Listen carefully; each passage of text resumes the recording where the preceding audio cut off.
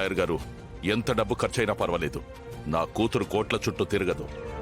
మేము ఎక్కువ రోజులు వెయిట్ చేయలేం. బసవరాజు గారు, మీరింతగా చెప్పాలా? ఇవిగో భార్యాభర్తలిద్దరూ సంతకాలు చేసిన పేపర్లు.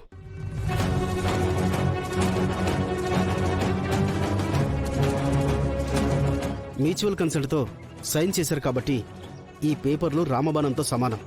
ఫెయిల్ అవ్వదు.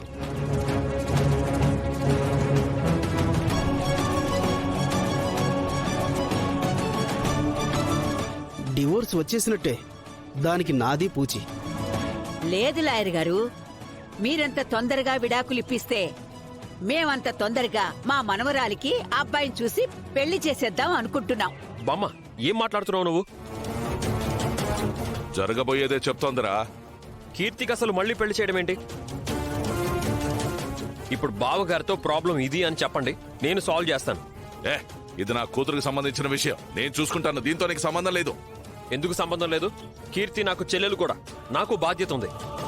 మరి నువ్వు నా కొడుకువే కదా. నేను చెప్పిన మాట విన్నావా? నాకు నచ్చినట్టు చేసావా? నువ్వు నిజంగా నా కూతురు మంచి కోరుకున్న వాడివి అయితే జరిగేది చూస్తూ ఉండు, అంతే.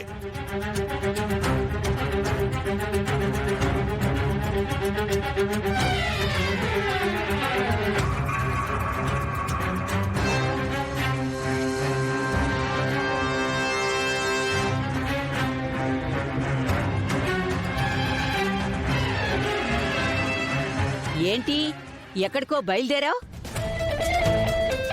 పాపని స్కూల్లో దింపడానికి. ఒక్కరోజు వెళ్ళకపోతే కొంపలేమీ మునిగిపోవులే గాని, ఇంటికి గెస్ట్లు వచ్చారు, పోయి కాఫీ తీసుకురా.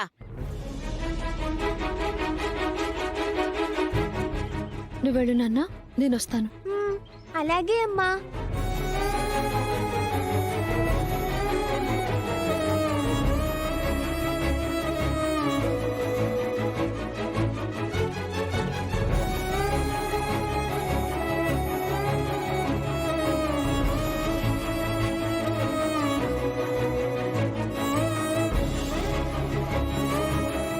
ఓకే బసవరాజు గారు, నేను వెళ్ళొస్తాను.